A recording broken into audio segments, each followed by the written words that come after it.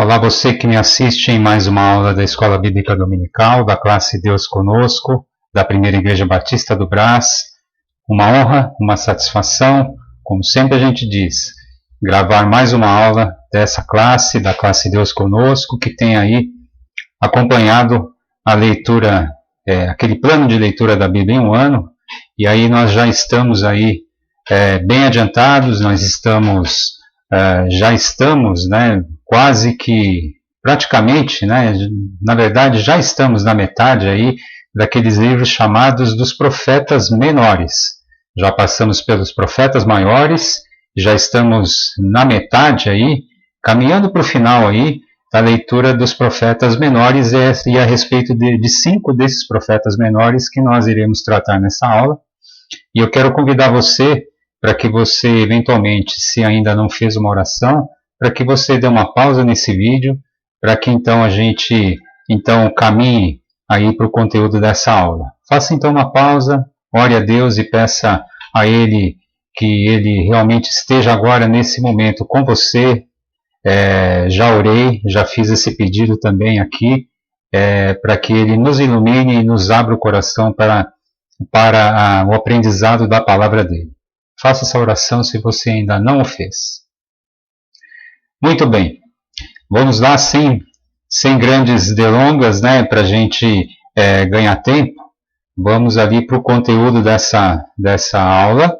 É uma aula em que nós vamos tratar aí, como você vai poder ver, nós vamos tratar de 5 profetas, 5 dos profetas menores. A gente já, na aula anterior, a gente já tratou, já estudou, né, sobre um deles, né, o profeta Oséias, e hoje a gente então vai dar continuidade, fazendo estudo, ainda que panorâmico, e inclusive nessa aula e na próxima, né, a gente efetivamente vai fazer um voo bem panorâmico, né, isso que vai ser realmente literalmente panorâmica, né, essas aulas serão bastante assim, a gente não vai conseguir se aprofundar a respeito do conteúdo desses livros, né, mas de qualquer forma a gente espera que os conteúdos, pelo menos assim, a essência desses livros, elas possam ficar claras e elas possam ser tratadas nessas aulas. Ok? Vamos lá então estudar os livros, né, de Joel, as profecias de Joel, Amós, Obadias, Jonas e Miqueias. Escolhemos aqui um tema, né, o Senhor não abandona o seu povo. Isso é tema para todos os livros, na verdade, mas é um tema que, digamos assim, é um tema que a gente enxerga como assim, que dá bastante ênfase, né? Também um outro tema que é bastante enfatizado nesses profetas claro, é a misericórdia do Senhor.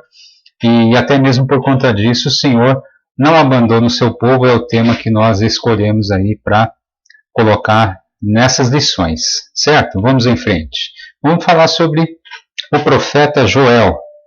E aqui o tema específico dessa profecia, a gente propõe aqui: o dia do Senhor virá.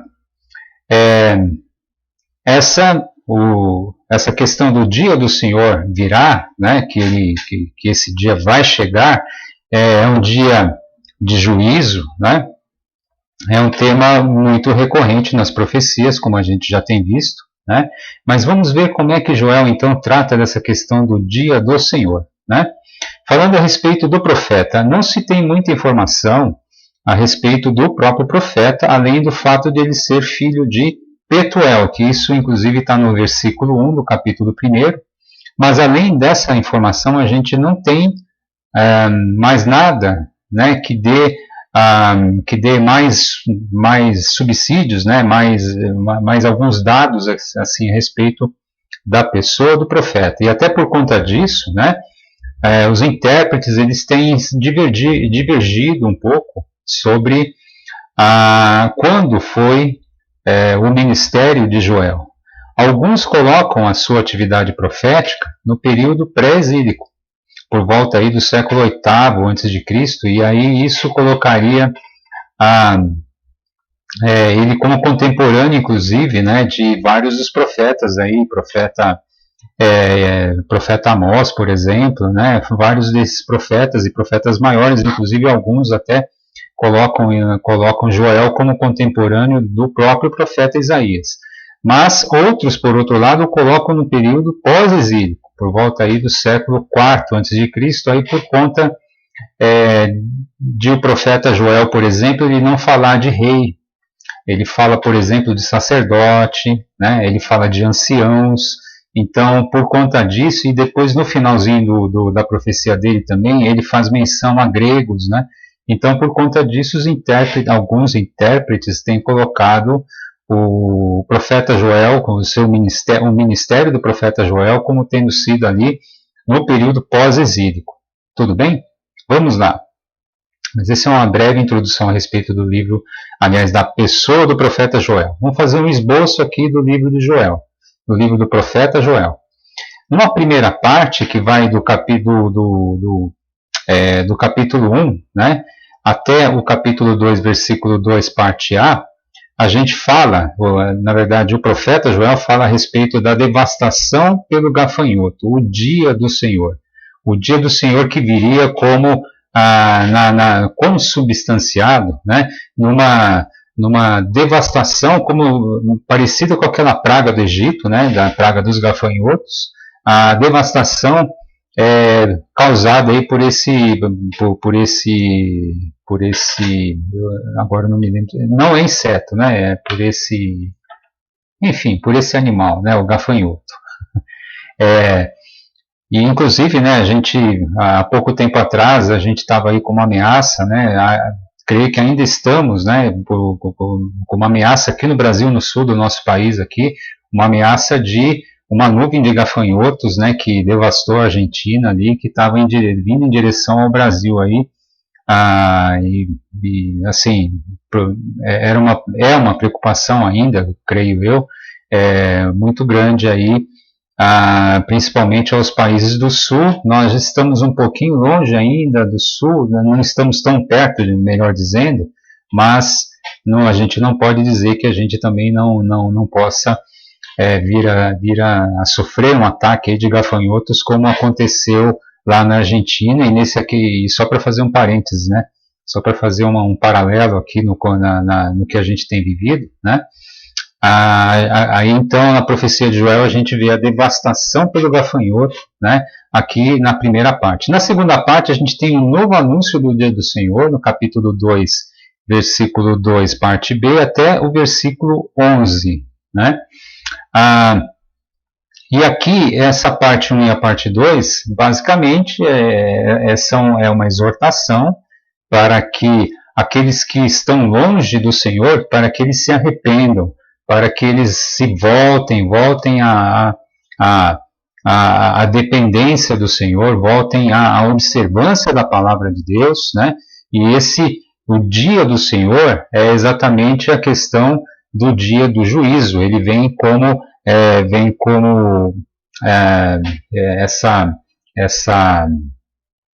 essa conotação de juízo, certo?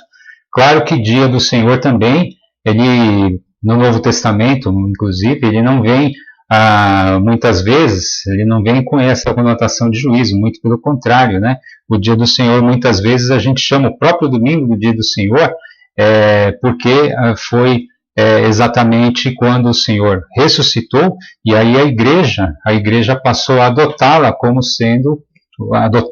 o domingo, né? O dia do Senhor sendo o domingo como o dia do Senhor, o dia em que nós dedicamos para a adoração e o louvor a Deus. Tudo bem? São parênteses, né? Terceira parte aqui, a misericórdia do Senhor. A misericórdia nunca falta. Em todas as profecias, a gente vê ele chamando o povo de volta, o povo de Deus, o povo de Israel de volta, até mesmo as nações pagãs, né, como a gente vai ver em Jonas, ainda nessa aula, a gente vê uma mensagem de juízo, mas também uma mensagem de misericórdia. Olhem, voltem-se para mim, né? E eu tenho a minha misericórdia, o Senhor falando, a minha misericórdia para te oferecer. Então a gente tem aí o capítulo 2, versículos 12 a 27. Aqui a quarta parte, que é uma parte extremamente importante nessa profecia de Joel, é exatamente o derramamento do Espírito de Deus no capítulo 2, versículos 28 a 32, que inclusive a gente vai ler daqui a pouco. É aquilo que foi cumprido no Pentecostes. O derramamento do Espírito de Deus sobre o homem. Aquilo que era reservado somente ao ungido de Deus, por exemplo, ao rei de Israel, o Espírito de Deus ele era derramado sobre o rei, sobre o soberano e também sobre aqueles eleitos de Deus para uma obra muito específica e muito especial. O derramamento do Espírito de Deus, então, aqui na profecia de Joel, ela vem de uma forma diferente.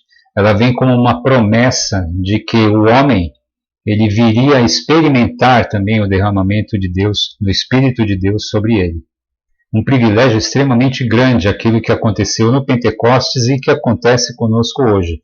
Você que tem uma experiência real com Cristo, uma experiência de realmente de abrir o seu coração para o Senhor Jesus, você tem esse derramamento do Espírito de Deus sobre você.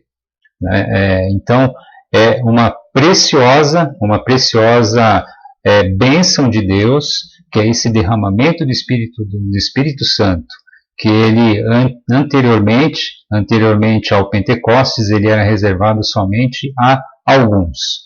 Por exemplo, como eu disse, por exemplo, ao rei de Israel. Tudo bem? Juízo do Senhor sobre as nações. O Senhor ele não é Senhor somente de Israel, a gente já tem falado isso amplamente, e especialmente nesse tempo, como às vezes as pessoas poderiam inclusive achar que o Senhor só tinha os seus olhos sobre o povo dele, sobre a raiz sobre a descendência de Jacó, descendência de Abraão, mas não, óbvio, o Senhor é o Senhor de todos, ele é o Criador de todas as coisas, então os olhos dele estão em todos os lugares, os olhos dele estão em todas as pessoas, sejam elas de qualquer tipo, qualquer etnia, de qualquer raça, inclusive de qualquer fé, porque o homem é criação dele, é criatura dele. Tudo bem? Libertação de Judá no capítulo 3, versículos 16 a 21, essa aqui é uma promessa de que o Senhor haveria de libertar Judá, seja aí do jugo da Babilônia, seja do jugo da Pérsia, enfim, é a libertação, e aí a gente traz para os nossos dias a nossa libertação, a própria libertação do pecado, a libertação do jugo do pecado, da escravidão do pecado. Mas isso trazendo para os nossos dias, aqui a profecia de Joel, ela fazia realmente menção à libertação do reino de Judá. Ok? Capítulo 3, versículos 16 a 21. Bem, como a gente tem um conteúdo bastante extenso para tratar nessa aula, então vamos rapidamente aqui fazer uma leitura do livro, de um trecho de Joel, como eu disse aqui, que é o trecho de grande destaque nessa profecia, que é o capítulo 2, versículos 28 a 32. Aqui diz assim a palavra do Senhor por meio do profeta Joel. E acontecerá depois que derramarei o meu espírito sobre toda a carne.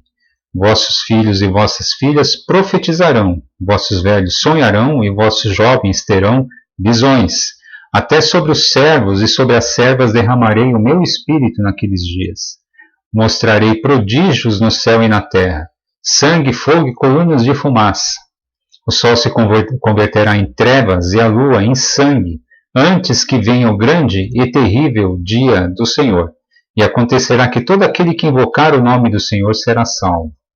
Olha que interessante. Todo aquele que invocar o nome do Senhor será salvo. Inclusive essa profecia, esse trecho, ele é citado pelo apóstolo Paulo ali em Romanos, Porque no Monte Sião e em Jerusalém estarão os que forem salvos, como o Senhor prometeu, e entre os sobreviventes aquele que o Senhor chamar. Muito bem, esse é o trecho que eu quero colocar como destaque aqui na profecia de Joel, que é a promessa do derramamento do Espírito.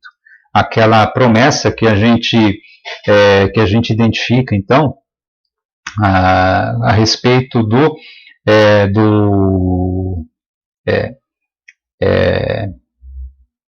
o seu cumprimento, né? O cumprimento dessa profecia ali em Pentecostes.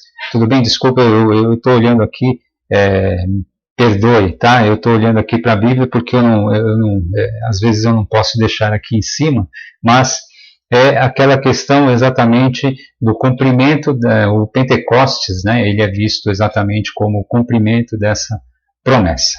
Tudo bem? Vamos em frente. Aqui, Amós, o profeta da justiça social.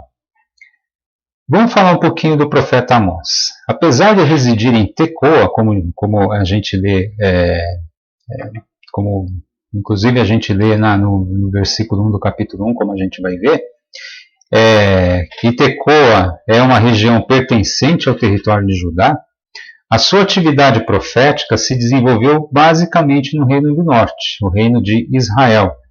Lembrando, depois da morte de Salomão, o reino de Israel, anteriormente, até o reinado de Salomão, desde ali da unificação dos reinos ali por Davi, né, e até a morte do seu sucessor Salomão, o reino esteve unificado, mas que depois da morte de Salomão, aí assumiu Roboão, e Roboão então provocou uma ruptura dos reinos, o reino do norte Israel com a capital em Samaria e o reino do sul Judá com a capital em Jerusalém. Então, a profecia de Amós ela se desenvolveu principalmente no reino do norte nos dias de Jeroboão II. Jeroboão I foi aquele exatamente que levou 10 tribos embora com ele.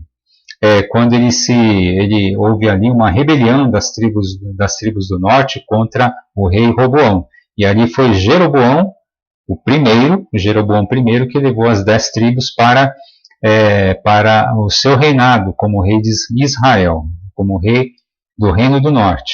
Esse Jeroboão II é um outro rei que veio alguns anos depois, que foi ali um dos sucessores ali, né, na linha sucessória, não exatamente a mesma dinastia, mas foi um outro rei. Não foi aquele rei que levou as 10 tribos embora, certo? Isso aqui, essa informação está no capítulo 1, versículo 1. Naqueles dias de Jeroboão II, Israel viveu um período de uma certa prosperidade, ok? Teve uma certa expansão econômica, foi bem sucedido em algumas guerras, né? E isso trouxe assim uma certa euforia para o povo, né? Euforia para os habitantes ali de Israel, do Reino do Norte, né? Só que isso também fez o quê? Também provocou o crescimento da desigualdade entre os diversos estratos sociais. Então Amós, assim como outros profetas, como a gente vai ver também Miqueias, né? Ele faz aí uma grande denúncia e ele faz uma grande exortação, uma admoestação contra essa injustiça social que estava se verificando em Israel e também em Judá, como a gente vai ver com Miqueias.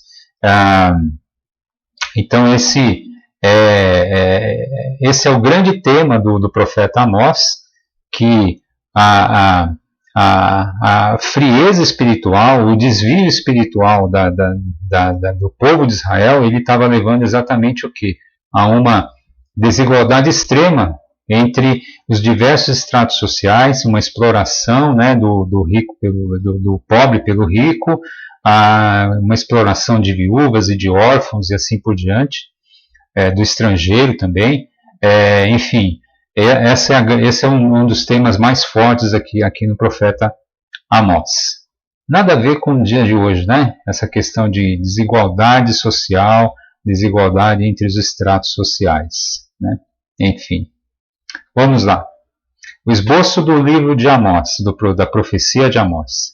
Aqui na primeira parte a gente tem Amós interessante quando ele coloca exatamente a juízo contra as nações vizinhas logo no começo, certo? Do capítulo 1 até o capítulo do capítulo 1 até o capítulo 2, versículo 5, né? Aqui juízo contra Israel, e aqui ele vai fazer, na segunda e na terceira parte, ele vai fazer exatamente essas denúncias, né? Do que o povo estava fazendo, da desigualdade social que havia. Isso tudo era fruto do quê?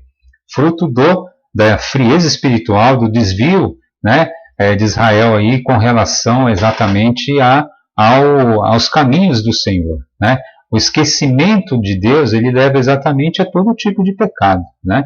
E especialmente aí nesse foco de Amós, o pecado do acúmulo de riqueza, do pecado da exploração do pobre pelo rico. Juízo contra Israel, então, e denúncias e alertas a gente vê do capítulo 2, versículo 6, né, até o capítulo 6. Então, a gente tem uma longa, e eu estou juntando aqui a parte 2 e a parte 3, tudo bem, exatamente para aglutinar esse tema, né, de juízo e de denúncia e alertas, né. Bom, visões do castigo, né, no capítulo 7 até o capítulo 9, versículo 10, o Senhor, mais uma vez, né, como um traço comum em todas as profecias, ele dizendo, olha, isso não vai ficar assim, é melhor você se emendar, porque se você não se emendar, a coisa vai vir, a disciplina vai vir, o chicote vai bater nas costas. Só que, infelizmente, isso a gente viu pela história, né? A gente viu pelos livros históricos que isso não adiantou muito. Israel acabou aí, já no ano 722 a.C., o reino de Israel acabou já caindo nas mãos aí da Síria, exatamente por conta aí, do castigo, né? Que Deus havia alertado para que eles se convertessem, né? Para que Israel se convertesse, para que não viesse esse castigo, mas esse castigo veio. Bom, restauração futura de Israel, como a gente vê, como sempre a gente vê, as misericórdias do Senhor, o Senhor não abandona o seu povo, por isso que a gente colocou lá no primeiro slide, o Senhor nunca abandona o seu povo, ele promete aí a restauração de Israel futuramente, ali no capítulo 9, versículos 11 até o versículo 15. Tudo bem? Vamos lá para uma passagem aqui de Amós, uma passagem bem emblemática a respeito daquilo da mensagem, como a gente está dizendo aqui, da justiça, da injustiça social reinante ali em Israel. Capítulo 4, versículos 1 a 3. Veja só o que diz o profeta Amós. Ouvi esta palavra, vacas de Bazã, que estáis no monte de Samaria, oprimis os pobres, esmagai os necessitados e dizeis a vosso marido, dá cá e bebamos. Jurou o Senhor Deus pela sua santidade que dias estão para vir sobre vós, em que vos levarão com anzóis, e as vossas restantes com fisga de pesca. Saireis cada uma em frente de si pelas brechas, e vos lançareis para Hermon, diz o Senhor. Eu quero ler somente esses 3 versículos para exatamente dar uma ideia, dar uma grande, uma síntese da mensagem de Amós aqui. Quando ele fala das vacas de Bazã, ele está falando, ele se refere aí às mulheres ricas de Samaria, capital de Israel, do Reino do Norte. Aquelas mulheres que viviam regaladamente, no luxo, né? E que se apropriavam, ou melhor, se beneficiavam exatamente do acúmulo de riquezas em detrimento dos mais pobres. A exploração estava de tal jeito, a desigualdade social era tamanha, que é aquilo que Amós coloca aqui, e ele coloca vacas de Bazã, claro, esse vacas, tá? Por favor, não pense nessa conotação que a gente tem agora, né, sobre que a gente comumente ouve. essas vacas de Bazã, elas têm a ver exatamente com aquelas vacas gordas, né? As vacas gordas que, é claro que é uma expressão depreciativa, né? Sarcástica, mas é que Bazã era uma região bastante fértil ali, ali perto do lago da Galileia, né? Ali perto daquela região da Galileia, né?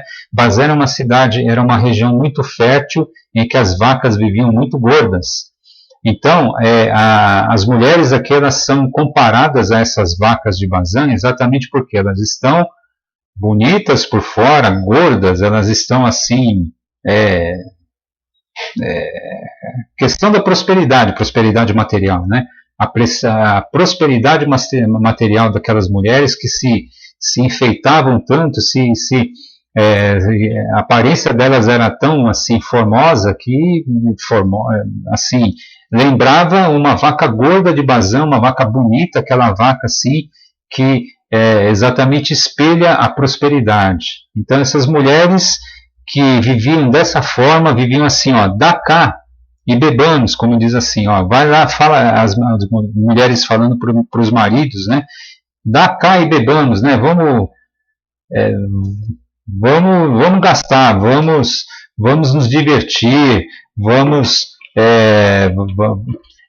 esbanjar, enquanto a pobreza e a opressão do mais pobre ali estava rolando solta ali no reino de Israel, certo? Então Amós ele faz essa denúncia muito dura a respeito dessa injustiça, dessa desigualdade social que estava reinante ali no reino de Israel. Nada a ver com os dias de hoje, né? É uma coisa para a gente pensar. O acúmulo de riqueza. A que leva o acúmulo de riqueza? O acúmulo de riqueza por si. Esse que é o problema. O problema não é você ser rico, o problema é você ser avarento. Essa é a questão que Amós ele vem e denuncia de uma forma muito severa, né? A questão do querer tudo para si, do querer o prazer tudo para si, do querer a riqueza tudo para si, mesmo que isso custe a fome dos outros, mesmo que isso custe a opressão dos mais pobres. E tirar, inclusive, do órfão, tirar da viúva, tirar do estrangeiro e assim por diante, certo? São denúncias muito atuais para nós, para que a gente preste muita atenção sobre como nós lidamos com a questão do dinheiro, a questão das riquezas materiais. Bem, Obadias, juízo contra Edom. Obadias é o menor livro do Antigo Testamento. Tanto é que o livro de Obadias ele nem é dividido em capítulos, ele só é dividido em versículos, certo? E esse livro de Obadias, essa profecia de Obadias, ela deve ter sido escrita ali por volta do século V a.C., porque a gente tem claramente ali aqui na profecia de Obadias, que a queda de Jerusalém já havia ocorrido. Tudo bem? As condições topográficas do território edomita dava a Edom, a essa nação, uma impressão de imunidade contra ataques inimigos. Então, os edomitas, em uma maneira muito destacada, eles eram arrogantes. Eles achavam que eles jamais poderiam ser atingidos, por um ataque de algum inimigo. E aí Deus vai dizer o seguinte: nada disso. Vocês vão ver o que vai acontecer com vocês.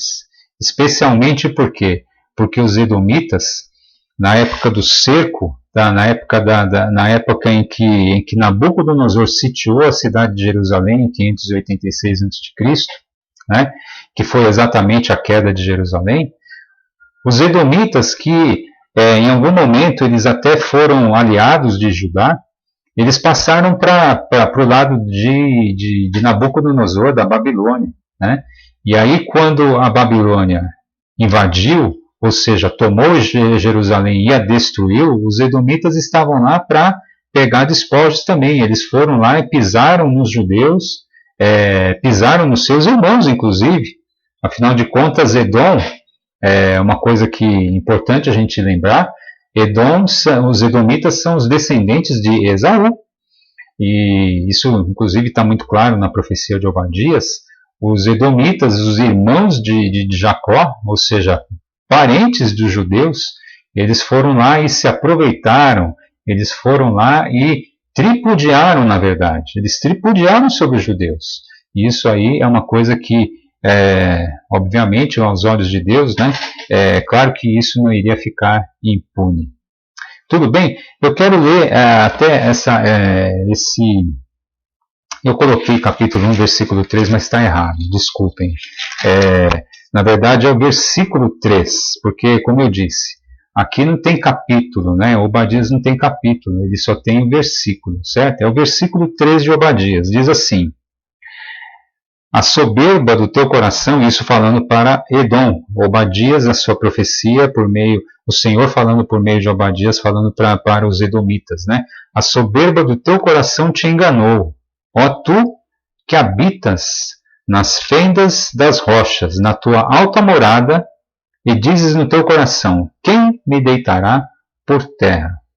Edom ficava numa região que era uma região assim, digamos, uma região muito acidentada, no alto de uma montanha ali, numa região assim montanhosa, né? E isso realmente trazia uma dificuldade para que os exércitos inimigos pudessem chegar e tomar esse território. Por isso que o Senhor diz aqui por meio de Obadias, né? O teu coração te enganou, tu que habitas nas fendas das rochas, na tua alta morada. Então, eles estavam se achando exatamente porque eles habitavam numa região muito acidentada e julgavam que jamais poderiam ser atingidos aqui por um exército inimigo. Tudo bem? Vamos lá. Então isso havia tornado os edomitas muito arrogantes nesse sentido, certo? Vamos lá.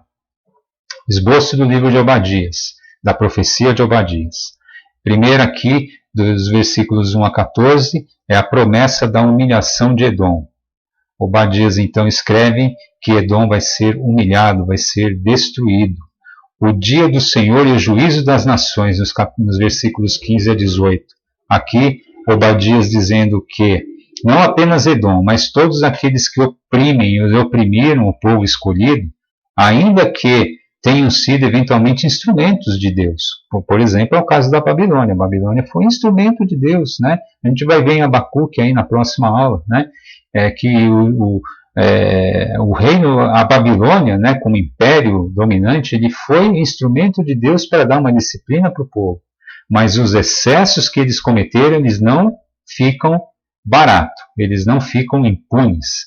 Então, o dia do Senhor e o juízo das nações, e o juízo sobre todas as nações, todas aquelas que cometem maldade. E a exaltação de Israel nos versículos 19 a 21. Eu quero destacar aqui uma passagem de Obadias, né? Uma passagem, vamos lá para os versículos 10 a 14 de Obadias, que é exatamente isso que a gente estava falando agora há pouco, né? Obadias, versículos 10 a 14, diz assim: por causa da violência feita a teu irmão Jacó, olha lá. Obadias, então, dizendo que Edom, como sendo descendente de Esaú, né, era irmão de Jacó, irmão de Israel, irmão de Judá. Cobrir-te-á vergonha e serás exterminado para sempre. No dia em que, estando tu presente, estranhos lhe levaram os bens, e estrangeiros lhe entraram pelas portas, e deitaram sortes sobre Jerusalém. Deixa eu ler de novo aqui para fazer mais sentido, desculpem, versículo 11. No dia em que, estando tu presente, estranhos lhe levaram os bens, estrangeiros lhe entraram pelas portas e deitaram sortes sobre Jerusalém, tu mesmo era um deles. Mas tu não devias ter olhado com prazer para o dia do teu irmão, o dia da sua calamidade, nem ter te alegrado sobre os filhos de Judá, no dia da sua ruína, nem ter falado de boca cheia no dia da angústia, ou seja, Edom tripudiou sobre a derrota de Judá. Não devias ter entrado pela porta do meu povo no dia da sua calamidade. Tu não devias ter olhado com prazer para o seu mal no dia da sua calamidade, nem ter lançado mão nos seus bens no dia da sua calamidade. Não devias ter parado nas encruzilhadas para exterminares os que escapassem, nem ter entregado os que lhe restassem no dia da angústia. Olha só que coisa terrível os edomitas fizeram. Eventualmente, alguns judeus que estavam ali fugindo da cidade, né, eles montavam até algumas armadilhas, como é que é, tocaia, eles tocaiavam alguns ali e matavam. Os edomitas estavam fazendo isso, né? Enfim, matavam os judeus ali, né? Enfim, isso é objeto de um juízo da parte de Deus, um juízo severo aqui por meio do profeta Obadias. Ok? Vamos lá para Jonas. Jonas é muito conhecido, né?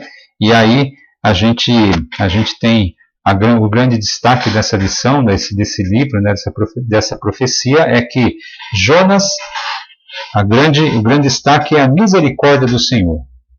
Bem, e aqui eu acho que você já conhece a história, mesmo porque você leu ao longo dessa semana esse livro de Jonas, a profecia de Jonas, né? Realmente o destaque é a misericórdia do Senhor para um povo, inclusive um povo estrangeiro, não é nem o povo de Israel, né? Vamos lá, Jonas é o filho de Amitai, né? E ele profetizou em Israel nos tempos de Jeroboão II. Isso aqui está em 2 Reis, capítulo 14, versículos 23 a 25. Eu não vou ler essa passagem agora, mas você pode até dar uma pausa e dar uma lida agora nessa passagem de 2 Reis, exatamente para fazer esse paralelo, né? Porque Jonas,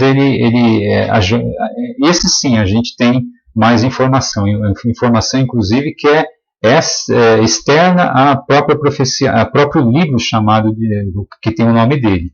Então, a gente tem uma menção a Jonas também no capítulo 14 de 2 Reis, versículos 23 a 25.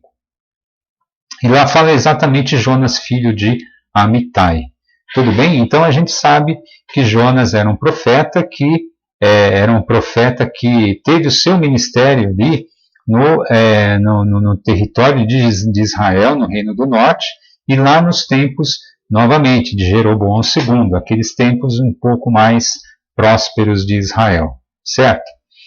Esse livro de Jonas é muito mais uma biografia do que uma profecia, porque profecia, na verdade, a gente tem uma única mensagem, uma mensagem em um versículo só que Jonas profere a sua profecia aí aos destinatários dele, que eram nada mais nada menos que os habitantes de Nínive, a capital da Assíria, a temida Assíria.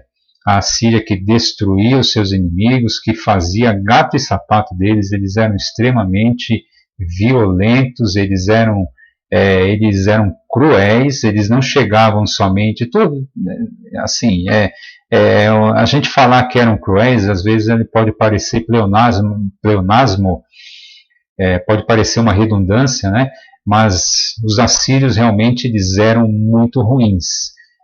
Os exércitos assírios, eles chegavam, quando eles atacavam um território, eles eram muito cruéis, eles faziam maldades gratuitas, né? Eles, enfim, eu não precisa ficar enumerando, eu não quero transformar algo em filme de terror de maneira alguma, mas pense em todo tipo de atrocidade. Os assírios faziam isso. E Jonas provavelmente não.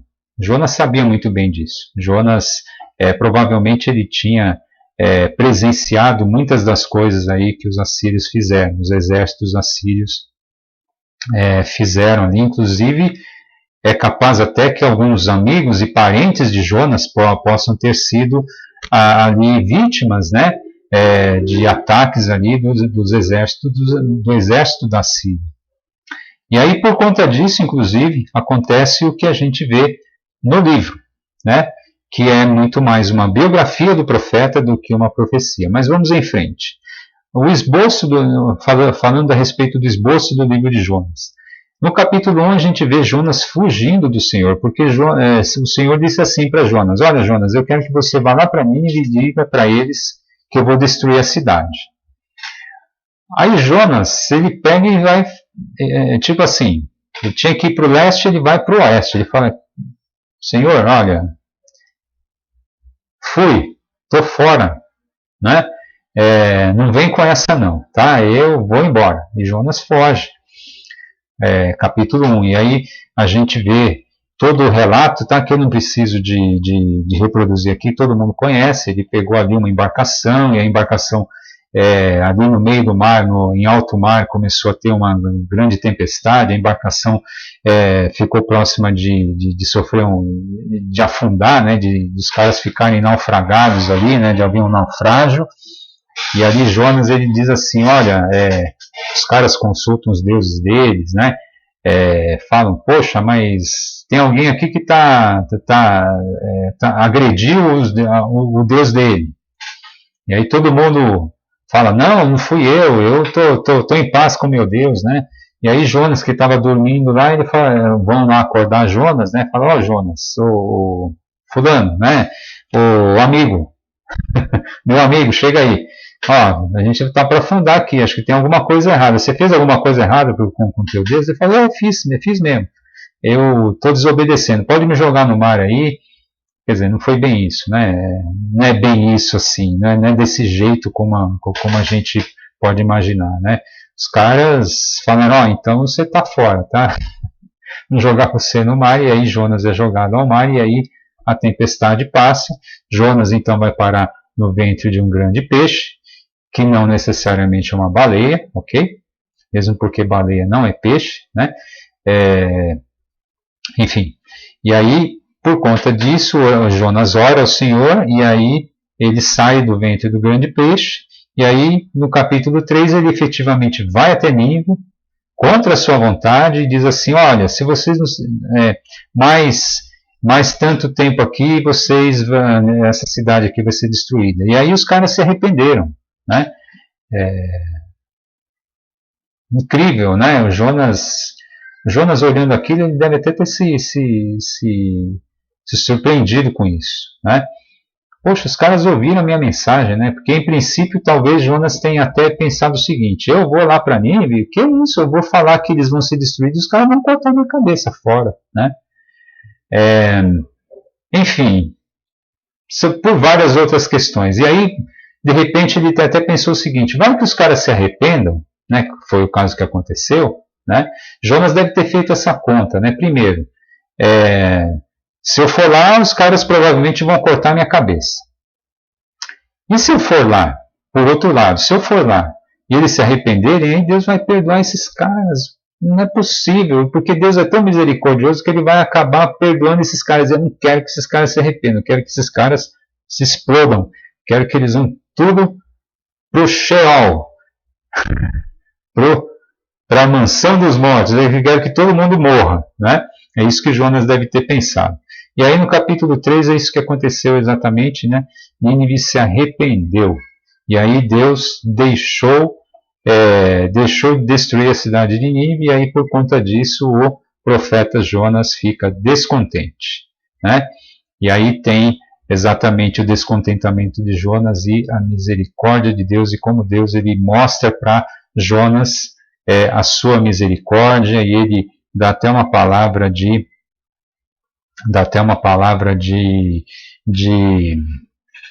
consolo para Jonas, dá até uma lição para Jonas, né? Jonas então tem até uma experiência muito próxima com Deus aí, nesse episódio, né, que está relatado aqui no capítulo 4.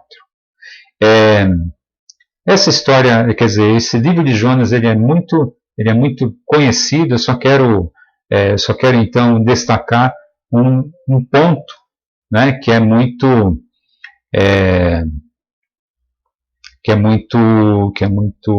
importante, né, que é de um destaque muito grande aqui no livro de Jonas, tá? Capítulo 4, versículo 2. Aliás, capítulo 4, versículo 1 e 2, né? Com isso, desgostou-se Jonas extremamente e ficou irado. Desgostou-se Jonas extremamente, ficou irado por conta do arrependimento de Nínive e do arrependimento, entre aspas, né? Deus não se arrepende, mas da mudança, né? Ou seja, da revogação da condenação de Nínive, né? E orou ao Senhor e disse: Ah, Senhor, não foi isso que eu disse, estando ainda na minha terra? Por isso me adiantei fugindo para Tarsis, pois sabia que és Deus clemente, misericordioso e tardio em irar-se e grande em benignidade, e que te arrependes do mal.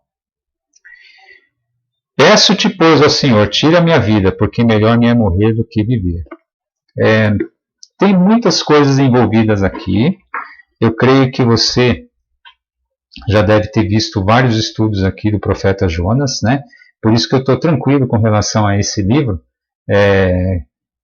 tranquilo com relação ao seu conhecimento. Você já deve ter um conhecimento prévio, e se não tem, você vai ver um vasto material a respeito de Jonas, tanto nas Bíblias de estudo, quanto em estudos, né, em estudos outros que você pode obter a respeito de Jonas. Mas, basicamente, Jonas aqui estava extremamente descontente por algumas razões. Não é uma razão apenas, mas algumas, né?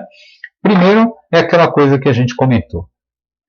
Jonas provavelmente, se ele não teve uma experiência próxima, né, de parentes ou de amigos ali trucidados pelo exército da Assíria, ele certamente conhecia muito bem a crueldade dos assírios. Certamente ele sabia muito bem como esse exército se comportava e como isso agredia quem cria no Senhor da justiça, cria no Senhor de Israel. Como isso agride qualquer um, na verdade, essa injustiça, na verdade, essa crueldade, né, do exército assírio. E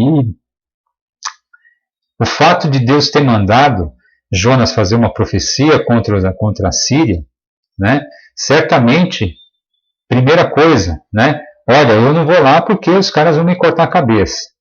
E segundo, vai que os caras não cortem a minha cabeça, escutem a palavra de Deus e se arrependam. Eu não quero que eles se arrependam, não. Eu quero mais que, olha, Senhor, é para destruir Nínive? Ótimo, mas eu não vou nem avisar, tá? Assim, que eles fiquem sem aviso, que eles sejam destruídos mesmo e não vai ser eu que vou avisar. Porque vai que eu avise e esses caras se arrependam, né? Aí Deus vai fazer o quê? É exatamente o que ele diz, né? Vai acontecer isso aí, Deus vai ter misericórdia. Eu não quero que Deus tenha misericórdia, eu quero que Deus destrua mesmo, certo? E outra coisa que eu levanto é que o fato de Deus ter mudado a sentença dos ninivitas, a sentença dos assírios, fez com que Jonas ele ficasse meio como um falso profeta, porque afinal de contas, o profeta ele era meio que medido pela verificação da profecia dele. Então, se a profecia dele não se concretizava, né? E aqui eu estou falando de profecia, até uma profecia de uma palavra daquilo que ia acontecer no futuro, muito embora profeta não seja assim, não seja aquele que prediz o futuro, necessariamente como prediz o futuro, como a gente já falou em várias aulas anteriores aqui a respeito dos profetas, mas nesse caso era uma mensagem de algo que aconteceria no futuro, sim, que era a destruição futura de Nínive, né? E aí um profeta também, ele era muito medido pelo cumprimento ou não da sua profecia, né? Não da sua profecia, da profecia de Deus por meio dele. E ali ele acabou ficando como um profeta falso, né? Porque ele falou que Deus ia destruir, porque ele não falou assim. Ele não falou para os ninivitas assim, olha, vocês têm que se arrepender, porque se não se arrependerem em uma semana, Deus vai vir aqui passar fogo em vocês. Ele não falou isso. Jonas ele simplesmente disse assim, olha, eu vou até ler essa passagem aqui que é interessante, né? Ainda 40 dias e Nínive será subvertida. Veja, a mensagem de Jonas, inclusive a profecia de Jonas, nesse livro ela se resume a esse versículo, né? o versículo 4 do capítulo 3. Começou Jonas a percorrer a cidade caminho de um dia e pregava e dizia: ainda 40 dias e Nínive será subvertida. Veja que Jonas não falou assim, arrependam-se, hein? Se vocês não se arrependerem em 40 dias aqui, eu estou dando um prazo de 40 dias para vocês se arrependerem. Se não se arrependerem, Deus vai vir aqui passar fogo em vocês. Ele não falou isso. Ele simplesmente disse assim, daqui a 40 dias essa cidade aqui vai ser destruída. Os caras de Nínive, eles chegaram assim, falando assim, poxa, vamos nos vestir de pano de saco e vamos nos arrepender, vamos mudar a nossa atitude? Quem sabe o Deus ali de Jonas, ele nos preserve. E foi isso que aconteceu. Mas assim, o profeta Jonas, a profecia de Jonas, ela não previa o arrependimento, ele só previa a destruição de Nínive. E aí, por conta disso, Jonas acabou, entre aspas, ficando como falso profeta. Por isso, por várias razões, então, Jonas ele ficou extremamente desgostoso, descontente, né? Descontentamento de Jonas, e ele quis morrer, inclusive. E aí Deus vai falar exatamente a respeito da misericórdia dele. A respeito de misericórdia, esse segundo sentimento que eu acabei de falar, é uma coisa que muitas vezes pode invadir o nosso coração, né? Essa questão da vingança. Quantas vezes pode acontecer com a gente de a gente chegar e falar assim de uma determinada pessoa: poxa, esse cara aí ele tem que ir para o inferno. Esse cara não merece de jeito nenhum. Esse cara não merece ser salvo. Você já pensou assim? Eu já pensei. Eu confesso para você que eu já pensei. Que já passou pelo meu coração, muitas vezes, de ver alguém que comete uma atrocidade ou continua cometendo 1, 2, 3, 4, 5 atrocidades e nada acontece com ele, e eu fico pensando, poxa, esse cara aí, ele não merece, né? Ele não merece nem que a gente pregue para ele, porque vai que a gente prega para ele e o cara se arrepende. Olha só que coisa, né? Que é o que passou na cabeça de Jonas, que é o que eventualmente Jonas pode ter sentido também, que a gente não pode sentir. E aqui está exatamente a grande mensagem de Deus para Jonas naquele momento ali, dizendo assim: olha, no fundo, em síntese, todos são objeto da misericórdia dele. Todos, inclusive o mais perverso dos homens. Inclusive o mais perverso dos homens é também objeto da misericórdia do Senhor, e não cabe a nenhum de nós homens, nenhum de nós pode chegar e proferir uma sentença, ou querer proferir uma sentença, ou querer que aquela pessoa se exploda, por exemplo, né? Querer que aquela pessoa vá para o inferno. Isso é muito grave, né? Isso é uma coisa para a gente se policiar muito, para que a gente eventualmente não caia nesse pecado, né? De eventualmente selecionar quem poderia ser objeto ou quem não seria objeto da misericórdia do Senhor. Grande lição de Jonas para nós nesse sentido. Vamos em frente. Miqueias é um outro profeta da justiça social. Além do profeta Amós, Miqueias também pode ser considerado um profeta da justiça social. Tudo bem? Miqueias também exerceu seu ministério principalmente em Judá, nos reinados de Jotão, Acás e Ezequias, mas também endereçou proclamações ao reino do norte, ao reino de Israel. Isso tudo está no capítulo 1, versículo 1. Tudo bem? Ele foi contemporâneo, então, dos profetas Isaías, Oséias e Amós. Ou seja, claro, aqui já está muito claro que Miqueias, então, é um profeta do pré-exílio. Mas aqui, para deixar isso mais enfático, né? Ele foi contemporâneo, então, daqueles profetas que atuaram antes, né, do exílio babilônico, até mesmo antes do exílio assírio, né? O exílio assírio aqui por parte do Reino do Norte. Então ele foi contemporâneo de Isaías, Oséias e Amós. Bom, vamos em frente. Esboço da profecia de Miqueias. O juízo de Deus sobre Israel e Judá. Miqueias, então, ele vai falar muito para Judá, mas ele também fala para o reino de Israel, o reino do norte, né? E isso a gente vê nos capítulos 1 até o capítulo 3. E aqui a gente vê também o reinado universal do Senhor nos capítulos 4 até o capítulo 5, né? Reinado universal do Senhor é algo que às vezes a gente perde um pouco de vista. A gente pensa que a coisa está indo degringolando, né? Mas a gente se esquece que o controle de todas as coisas, todos os fatos, eles estão sob o controle, ainda que um controle que pode parecer que não, mas ele está sob o controle do Senhor, sim. Tudo bem? Corrupção de Israel e a misericórdia de Deus, no caso dos capítulos 6 e 7. E aqui, mais uma vez falando a respeito da desigualdade social. Em Miqueias ele toca bastante nesse assunto também. O desvio espiritual, ele nos traz, em primeiro lugar, o próprio esfriamento espiritual nosso, né?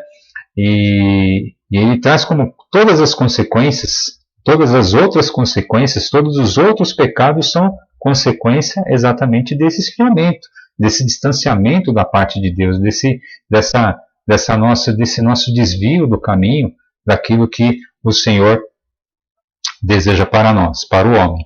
Tudo bem? Miqueias tem uma passagem bastante,